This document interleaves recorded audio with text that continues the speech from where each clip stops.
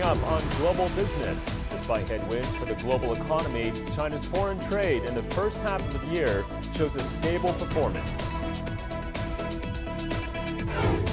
China's senior diplomat is in Indonesia for a series of ASEAN foreign ministers meetings. We'll also take a closer look at the economic ties between China and Southeast Asia. And grappling with hunger. The latest United Nations report shows 122 million more people are facing food insecurity compared to pre-pandemic levels. Welcome, everyone, to Global Business here on CGTN. I'm Michael Wong in Beijing. China Customs has released foreign trade data for the first half of 2023, indicating an encouraging and stable performance in line with expectations. Our Yang Shanshan explains. According to customs statistics, China's goods foreign trade volume in the first half of 2023 reached 20.1 trillion RMB, or about $2.8 trillion, marking the highest ever recorded for the same period in history. This represents a year-on-year increase of 2.1%. Notably, both imports and exports experienced positive growth, with second quarter figures surpassing those of the first quarter by 6%. Private enterprises played a key role in China's foreign trade. Imports and exports from China's private enterprises increased by 8.9%, accounting for over half of the country's total. Foreign trade with countries along the Belt and Road grew at faster rates of 9.8%, outpacing the overall trade growth by 7.7 percentage points. This accounted for over a third of the total foreign trade. There was also an increase in the proportion of electromechanical products in exports, and imports of commodities and consumer goods, including meat and aquatic products, also witnessed rapid growth. Some major economies are experiencing high inflation, and geopolitics risks are still increasing. All these brought pressure to China's foreign trade development in the next half year. However, we still believe that China's economy is very resilient, with big potential development, and China's foreign trade is still very stable. China says it remains committed to stimulating its economy, improving business environment and attracting foreign investment to stabilize its foreign trades and achieve high-quality economic development. Yang Shanshan, CGTN, Beijing. Meanwhile, Tu Xinchuan, Dean of the China Institute for World Trade Organization Studies, says China's foreign trade in the first half of the year shows the country's resilience and competitiveness in global markets. At present, world economic recovery faces multiple challenges, such as fluctuations in the economic cycle, trade protectionism, and geopolitical conflicts. With weak consumption and investment demand, the growth of major economies has slowed down, and the growth rate of global import and export trade has continued to decline. Overall, in the first half of the year, China's foreign trade withstood pressure. It achieved breakthroughs in scale and structural optimization. This is mainly due to the long-term fundamentals of China's economy remaining unchanged. It indicates China's foreign trade has strong resilience and comprehensive competitiveness. Well, China's Ministry of Commerce says it welcomes the visit to China of U.S. Secretary of Commerce Gina Raimondo and is communicating with Washington on this matter. At a news conference in Beijing on Thursday, Ministry of Commerce spokesperson Shu Jueting said Beijing remains committed to resolving economic and trade concerns through dialogue and communication and promotes constructive, pragmatic cooperation with the United States. Shu also responded to a question over concerns raised by the Chinese business community regarding U.S. sanctions. Take a listen. In recent years, the U.S. side has used various excuses such as national security, human rights, issues related to Xinjiang, Iran, Russia, and fentanyl to include a large number of Chinese companies on various sanctions blacklists, seriously damaging their legitimate interests. China strongly opposes this and demands that the U.S. immediately stop the unreasonable suppression of Chinese companies, lift unilateral sanctions, and inject positive energy into China-U.S. economic and trade cooperation. Well, following prolonged political negotiations, Germany passed its inaugural China strategy today, signaling its intention to lessen reliance on Beijing. German Chancellor Olaf Scholz emphasized that while Berlin does not seek to completely sever ties with Beijing, it wants to reduce critical dependencies in the future. The new strategy includes various measures such as revising the list of goods imported from China that are subject to export controls. China is currently Germany's primary trading partner, with bilateral trade between the two countries reaching $320 billion last year. And still to come here on Global Business. China's senior diplomat is in Indonesia for a series of ASEAN foreign ministers meetings. We'll also take a closer look at the robust economic ties between China and Southeast Asia.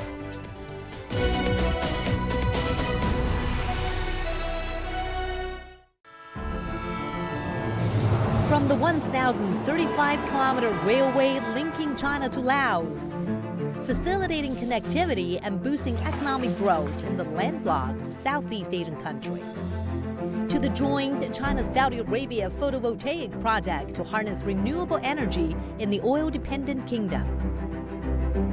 The Belt and Road Initiative has come a long way since it was first proposed in 2013, complementing the development strategies of partner countries and building on their existing strength.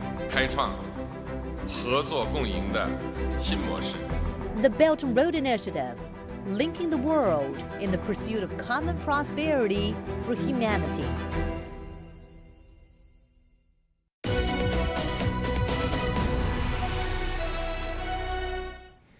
To the ASEAN Foreign Ministers meeting in Jakarta, where China's senior diplomat Wang Yi and U.S. Secretary of State Antony Blinken met on the sidelines of the meeting. The ASEAN Foreign Ministers meeting in Jakarta is the latest in a series of interactions since Blinken visited China in June to smooth tensions between the world's two largest economies. Wang Yi also held a meeting with ASEAN foreign ministers, saying that both sides have boosted regional economic integration. Wang said both sides are moving toward a revised version of the China-ASEAN Free Trade Agreement. He also hailed joint efforts with ASEAN member states under the Belt and Road Initiative. Wang also met the foreign ministers of Vietnam, Singapore, Indonesia, and Brunei. For the latest on the ASEAN Foreign Ministers meeting, I want to bring in our Robert Lin Purba in Jakarta, Indonesia for more. Robert Lin, so what are your observations from this year's ASEAN Foreign Ministers meeting? Sure. Now, I'll start with the ASEAN Plus 3 dialogues, which includes ASEAN member states with Japan, South Korea, and China. The Indonesian foreign minister emphasized on the important role of the dialogue to become a foundation for stability and resilience for the region.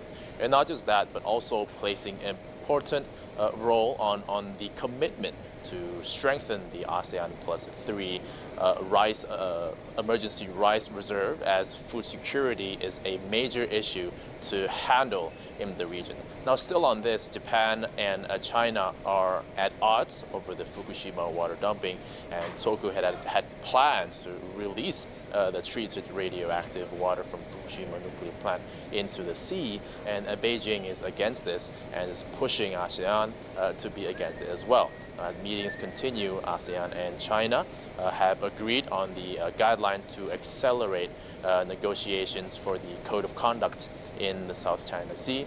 Now, China's top diplomat, Mr. Wang Yi, have said that for the last 2 decades, China and ASEAN have actively expanded mutual beneficial cooperation on all fronts and successfully embarked on the right path of long-term friendship. Now, in the meetings as well, Russia's foreign minister also had trilateral meetings with Indonesia and China, where Indonesia is urging Russia to join the treaty to keep Southeast Asia nuclear free. And so far, only China has shown interest in the treaty to keep ASEAN, or Southeast Asia, I would say, free from nuclear. Now, lastly, South Korea is also saying that they are a giant in digital innovation, and they can help ASEAN to develop for the development in this sector. and South Korea's foreign minister says that they are willing to further push the dialogue further. More meetings will continue tomorrow. We'll give you more updates on that. All right, looking forward to all of that. Many thanks for your update and report. Robert Lin Purba for us in Jakarta, Indonesia. Thank you. All right, so let's take a closer look at economic relations between China and ASEAN. China has maintained its position as the largest trading partner of ASEAN for 13 consecutive years now. According to data from China Customs, bilateral trade between China and ASEAN rose 5% year on year from January to June this year to 3 trillion yuan, or some $430 billion US dollars. On June 2nd, the Philippines became the final country to ratify the Regional Comprehensive Economic Partnership, or RCEP, and the trade agreement came into full effect for all its 15 member countries. And with this, RCEP has now become the world's largest free trade area.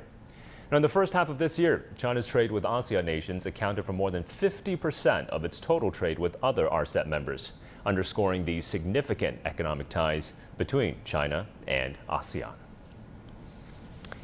So, in that meeting with ASEAN foreign ministers, China's senior diplomat Wang Yi said both sides have boosted regional economic integration. Let's get more on China-ASEAN economic ties and bring in Liu Zhiqian, senior fellow at Renmin University's Chongyang Institute for Financial Studies. Mr. Liu, welcome to the program. So, China's trade with ASEAN is now larger than the transatlantic trade between the U.S. and the European Union. How do you see the growth potential of China-ASEAN trade and investment down the road? I think this result is not surprising us because this is very logical to see the great achievement has been made between China and the ASEAN countries. As we know that ASEAN countries, this region is one of the most important areas in the world. It plays great role in the economic development all over the world. So this is why we see that ASEAN countries are the most promising area and a promising region that with many opportunities and possibilities. China has been the largest trading partner with the ASEAN, so this is a very important signal to the world. And we see that the future growth is very optimistic because of the two major reasons. One reason is that the market demand in this region is still very developing. So that means in a high level of demand. This is a very important precondition for the further development and further investment because all the investment has to pay or to be invested in those potential areas that can make great profits and benefits. So this area is really promising. And the second condition is that this area is improving all this business environment. We know that the ASEAN countries that have different culture, different religion, different background, but still we can see the unity and the inclusiveness and also the harmony. All these three factors that made this area more attractive to the world investment. So this is a very important factor that for China and also the rest of the world to place their eye on this region and have more investment in ASEAN countries. This is really very promising with a great future. Yeah. You know, Mr. Liu, of course, having good infrastructure in place will also improve the business environment, and having good infrastructure in place will also help to attract more investment into the region as well. So we know that under the Belt and Road Initiative, China and Indonesia have now jointly built Indonesia's very first high-speed railway. We're also going to see China eventually linked up via rail to the entire Southeast Asia mainland through Laos, Thailand, Malaysia, and then through Singapore. So what does stronger China-ASEAN cooperation mean for regional development?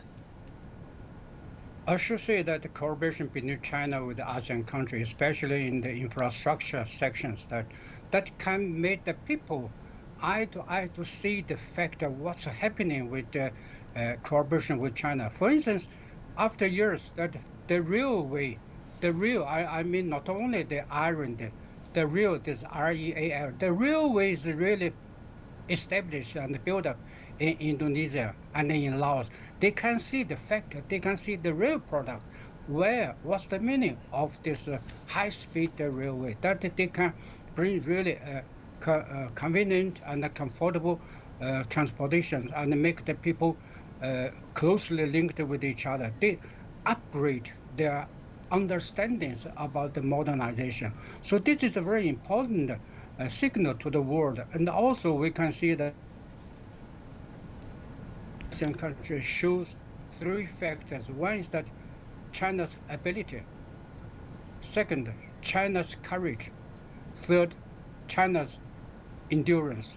All these factors can make all the people in this area that more confident that in China. So with cooperation with China, they can really get the real result that can really improve their daily life, improve their infrastructure, and also the structure of their economy. So we do not see that this is only a railway, because there are so many railways all over the world. But this railways, high-speed railways in ASEAN country, not only the historical first, but also really bring fruitful economic development. This is a very important signal to local and regional cooperation. As we know, RCEP already built up.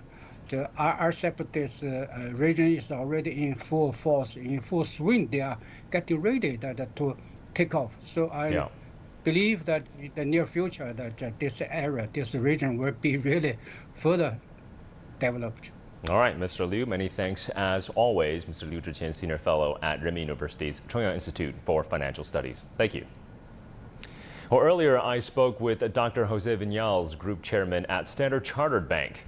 Now, the bank has identified China-ASEAN as a high-growth corridor, in addition to the economic relationship between China and South Asia. I asked Dr. Viñals his take on the dynamism of the region. Take a listen. I think the dynamism of Asia is undisputable. You were talking about the South Asia and the ASEAN region. The income that we derive from those corridors, for example, in 2022 grew for the China-South Asia corridor by more than 20%, and in the China-ASEAN corridor by more than 60%. So we're talking about a lot of dynamism there. Asia now has several engines of growth.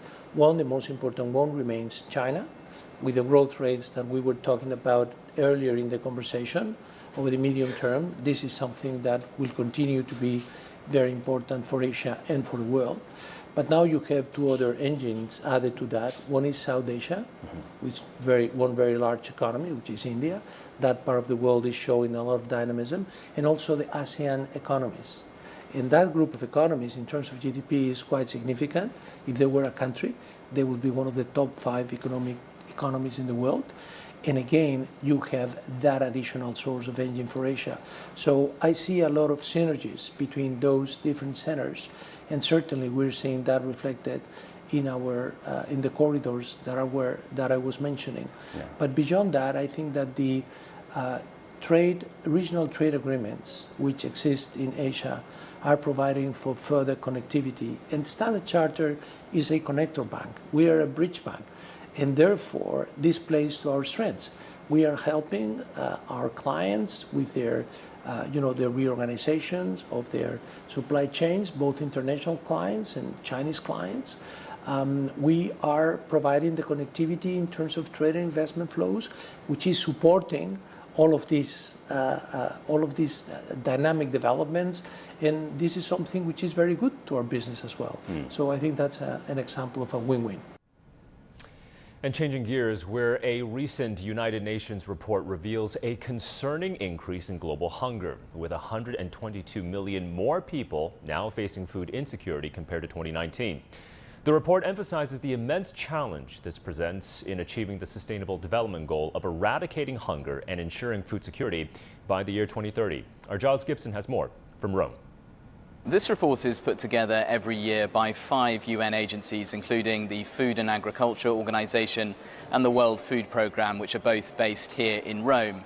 And while there is this big jump in global hunger between 2019 and 2023, if you look at the figures for 2021 to 2022, this report says that global hunger remains relatively unchanged, although the levels are still far above what they were pre-COVID-19. What's also clear from this report is that a healthy diet in some parts of the world is really becoming a luxury. 3.1 billion people, that's 42% of the global population, could not afford a healthy diet in 2021. What is also highlighted in this report is that the United Nations has these 17 sustainable development goals, one of them being that they want to eradicate, to end global hunger by 2030. But the authors of this report are saying that if the current trends continue, then the planet is simply not going to reach that goal within the next 7 years. There is also some interesting findings in this report about the lines becoming blurred between urban and rural areas, but there is still a really stark difference in terms of food insecurity if you're looking at cities or if you're looking at rural areas. Just take children, for example.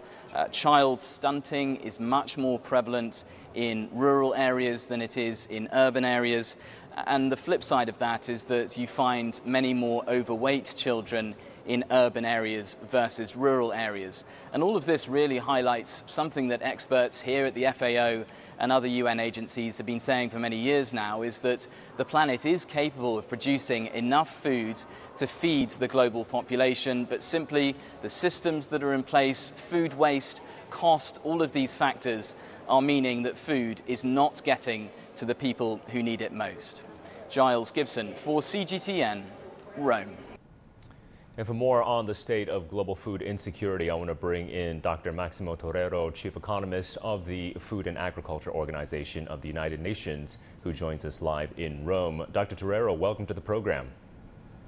Thank you so much. A pleasure to be with you today. So, Dr. Torrero, the latest report by the FAO shows that around 735 million people faced hunger last year. And the FAO identifies the pandemic, extreme weather and conflicts as pushing more and more people into food insecurity. Perhaps expand for our audience, how significant of a setback is this if the world still wants to achieve the Sustainable Development Goal of zero hunger by 2030, which really is not that far away? No, thank you. Let me bring the 4 key messages of this report, which I think will help to explain a little bit the situation. So until 2021, we see hunger increasing substantially because of COVID-19 and exacerbated later on by the war in Ukraine. What we see in 2022 is that it has stabilized, but it stabilized at the highest level. That means that we have 122 million more people in chronic undernourishment in 2022 relative to 2029. So that's the first message. The second message of the report, if we target what you were asking, the 2030. If we continue as we are right now, we will have 600 million people chronically undernourished in 2030, which means we are far from achieving SDG 2, which is zero hunger. But one interesting message of the report is that when we compare the situation without COVID and without the war in Ukraine, both of which were very uncertain events that nobody was expecting, we will have 19 million more people less in chronic undernourishment. So the trend will have been lowering since 2022 onwards to achieve a lower level, 119 million less than the 600 million people in 2030, which means that the agri-food system has shown to be resilient and means that these 2 shocks, nobody was expecting them. Now, what we hope is that if we maintain the situation as we are today, in the next 2 years, there should be an improvement, but that won't be enough for sure. We need to find ways in which we can accelerate the decline of chronic undernourishment in the future. Yeah, so at least the silver lining, I guess, food insecurity or global hunger, malnourishment, at least that level has stabilized. But we are expecting more extreme weather events going forward. There is persistent uncertainty with regards to the resolution of regional conflicts. I mean, can we still get to zero hunger by 2030? I mean, how difficult is that? And if so, if we get to zero hunger, what is that going to take? And what do you think are the biggest obstacles in achieving that goal? No, exactly. So the major drivers of the food crisis that we have in many countries is first is conflict. Second is slowdowns and downturns. That was basically the big pressure that we found as a result of COVID-19. And third, it is climate. No? Now, what we are observing right now is that although it has stabilized, when we look within, and that's the third message of the report, within the different regions of the world, we see a Latin America, which has improved, and we see also Asia, which have improved. But we see an Africa that has deteriorated in all the regions of Africa, as well as the Caribbean, because the lockdowns and the lack of tourism and remittances affected the Caribbean region a lot, and we also see a Western Asia with problems. But Africa is the one that really is a big challenge, because if we continue as we are, by 2030 we will have 300 million. So 50% of the 600 will be from Africa. So what we need to do, and what are the biggest challenges here? Of course, conflicts sometimes have reasons which are historical. It's very difficult to assure that they don't exist. But the only way we can reduce that is by integrating humanitarian development and peace-building policies. We need not only to respond to the emergency, but we also need to integrate peace-building processes with development. That will help to minimize the probability of those conflicts to happen. Second, and a lesson learned from Latin America, is that we need to find ways to strengthen our social protection programs. Latin America is improving and was able to better respond to these shocks because they have a very well-established social protection programs in place that allow them to make their households more resilient to this type of shocks. So we need to protect our households better, and that's what Africa needs to learn from. Third, we need to cope with climate. We know climate shocks will increase in frequency, and climate affects in 4 dimensions. It affects because it will create extreme temperatures, it will create lack of water or excess of water like Pakistan, it will create variability of the climate variables, which makes it more difficult to make decisions, but it will also create an evolution of pests and diseases. That's why we need to scale up climate resilience across agri-food systems, and we have a lot of innovation and science and technology that will help to do that. Fourth, we need to address also specific challenges associated with water management. Water stress will be a big challenge in the future, and we need to work on addressing that. Fifth, we need to find ways in which we can increase availability of healthy diets, and this is linked to what it was mentioned in your program. We need to reduce food loss and food waste. 30% of the food today is lost or wasted. And finally, we need to realign the existing public support to countries in agriculture, because today is distorted, and we need to find ways to align it better. Yeah.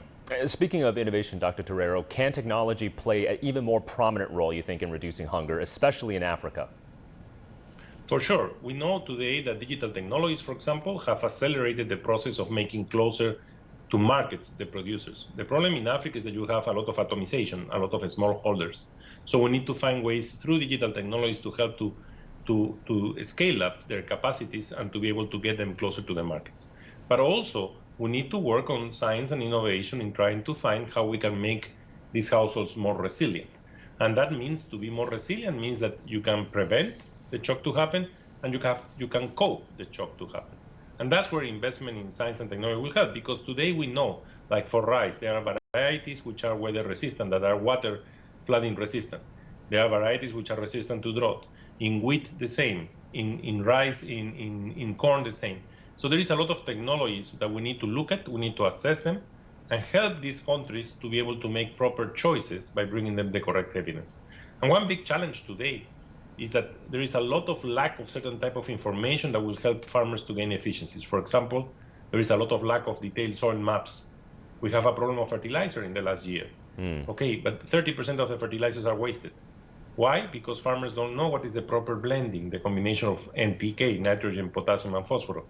We need to find ways to have soil maps that will allow them to have better information and get the returns of their investment. So a lot of areas where we can increase efficiencies that will help this process to come, using the state of the art of science and innovation with correct information about it, so that countries can make proper choices. Yeah, absolutely.